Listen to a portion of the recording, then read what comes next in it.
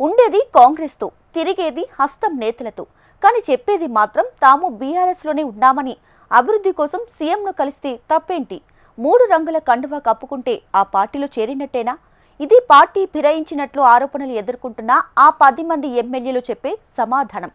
ఓవైపు దగ్గర పడుతున్న సుప్రీం గడువు, మరోవైపు ఎమ్మెల్యేల యూటర్న్ మాటలతో అనర్హత వేటు అనేది సస్పెన్స్ థ్రిల్లర్ను తలపిస్తుంది.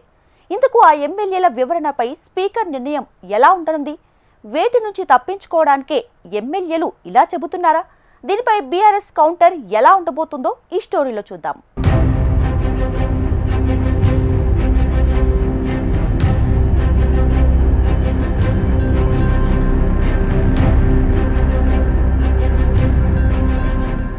ఇంతకు ఆ 10 మంది ఎమ్మెల్యేలు ఏ పార్టీలో ఉన్నట్టు?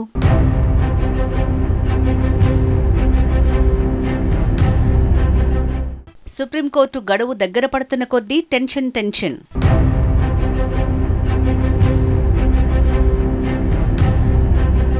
తాము బీఆర్ఎస్లోనే ఉన్నామని ఎమ్మెల్యేలు స్పీకర్కు రిప్లై.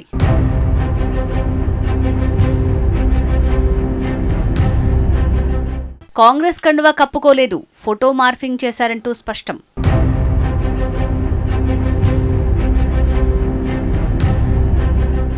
ఎమ్మెల్యేల వివరణపై పిటిషన్ వేసిన బీఆర్ఎస్ నేతల అభిప్రాయ సేకరణ.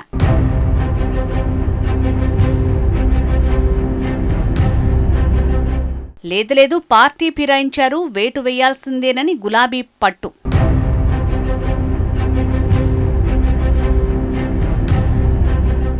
కాంగ్రెస్ నుంచి బీఆర్ఎస్లోకి పార్టీ ఫిరాయించినట్టు ఆరోపణలు ఎదుర్కొంటున్న ఆ 10 మంది ఎమ్మెల్యేల భవిష్యత్తేంటి?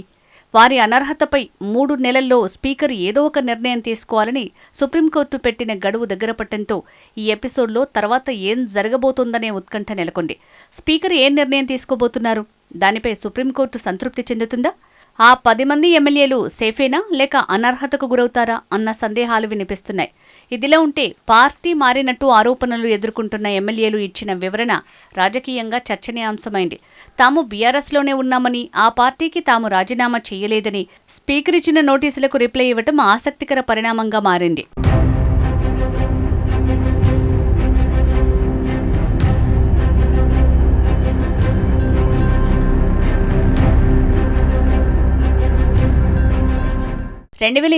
అసెంబ్లీ ఎన్నికల్లో తెలంగాణలో ప్రభుత్వం మారింది. బీఆర్ఎస్ పోయి కాంగ్రెస్ అధికారంలోకి వచ్చింది. రేవంత్ నేతృత్వంలో ప్రభుత్వం ఏర్పడింది. కట్ చేస్తే కొన్ని రోజులకే బీఆర్ఎస్లో గెలిచిన 10 మంది ఎమ్మెల్యేలు ఒకరి తర్వాత ఒకరు సీఎంను కలిసినట్టు, ఆ పార్టీ కండువాను కప్పుకున్నట్టు అప్పట్లో వీడియోలు, ఫోటోలు చక్కర్లు కొట్టాయి. కడియం శ్రీహరి, దానం నాగేందర్, తెల్లం వెంకట్రావు, ప్రకాష్ గౌడ్, కాళీ యాదయ్య, పోచారం శ్రీనివాసరెడ్డి, గూడెం మహిపాల్ రెడ్డి, అరికెపూడి గాంధీ, బండ్ల కృష్ణమోహన్ రెడ్డి, సంజయ్ కుమార్ పార్టీ మారిన వారిలో ఉన్నారు. దీంతో పార్టీ మారిన ఆ 10 మంది ఎమ్మెల్యేలపై అనర్హత వేటు వేయాలని బీఆర్ఎస్ తొలుత హైకోర్టులో పిటిషన్ దాఖలు చేసింది. 4 వారాల్లో చర్యలు తీసుకోవాలని అసెంబ్లీ కార్యాలయ కార్యదర్శిని హైకోర్టు ఆదేశించింది. ఆ తర్వాత బీఆర్ఎస్ వర్కింగ్ ప్రెసిడెంట్ కేటీఆర్ సుప్రీంకోర్టులో పిటిషన్ వేశారు. దీనికి బీఆర్ఎస్ ఎమ్మెల్యేలు పల్లా రాజేశ్వరరెడ్డి, కేపీ వివేకానంద గౌడ్, పాడి కౌశిక్ రెడ్డి, జగదీష్ రెడ్డి ఇంప్లీడ్ అయ్యారు.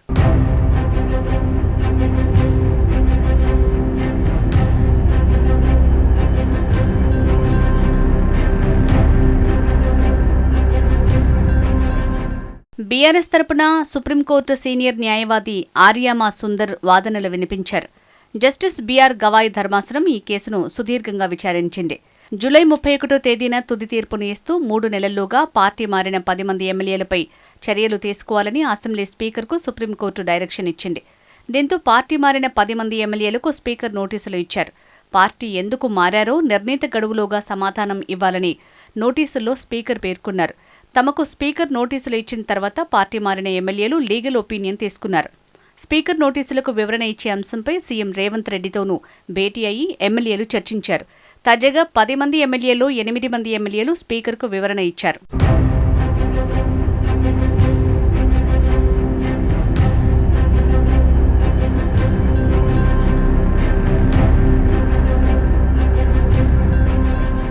పది మంది ఎమ్మెల్యేలు స్పీకర్కు ఇచ్చిన వివరణలో తాము పార్టీ మారలేదని, బీఆర్ఎస్ పార్టీలోనే కొనసాగుతున్నట్లు తెలిపారు.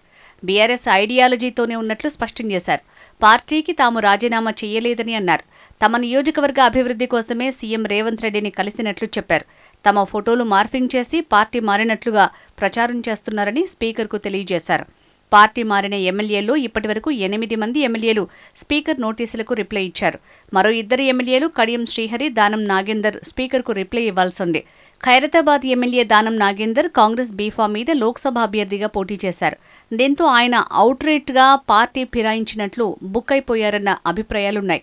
ఇక కడియం శ్రీహరి తన కూతురు కాంగ్రెస్ ఎంపీగా నామినేషన్ వేస్తే ఆమెను బలపరుస్తూ సంతకం చేశారు. పైగా కూతురు కోసం ఎన్నికల్లో ప్రచారం కూడా చేశారు. ఇలా ఈ 2 ఫిరాయింపుల విషయంలో దొరికిపోయారన్న చర్చ ఎప్పటినుంచో నడుస్తోంది.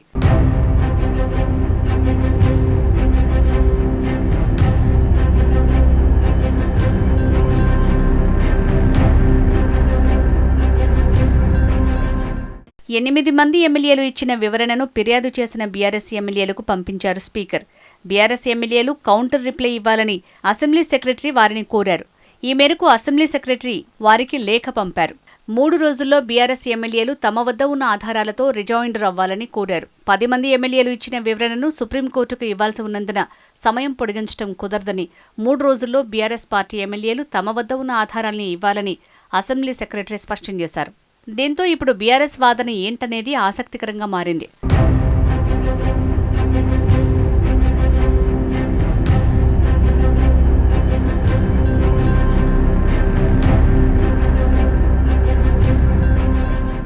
బండ్ల కృష్ణమోహన్ రెడ్డి ఇచ్చిన వివరణను పల్లా రాజేశ్వరరెడ్డికి, అరికెపూడి గాంధీ ప్రకాష్ గౌడ్ వివరణల్ని కల్వకుంట్ల సంజయ్కి, పోచారం శ్రీనివాసరెడ్డి సంజయ్ కుమార్ వివరణలను జగదీష్ రెడ్డికి, గూడెం మహిపాల్ రెడ్డి కాళీ యాదయ్య వివరణలను చింతా ప్రభాకర్కు, తెల్లం వెంకట్రావు వివరణలను కేపీ వివేకానంద గౌడ్కు పంపించారు. కడియం శ్రీహరి వివరణ ఇచ్చిన తర్వాత కేపీ వివేకానంద గౌడ్కు దానం నాగేందర్ వివరణను పాడి కౌశిక్ రెడ్డికి అసెంబ్లీ సెక్రటరీ పంపించనున్నారు.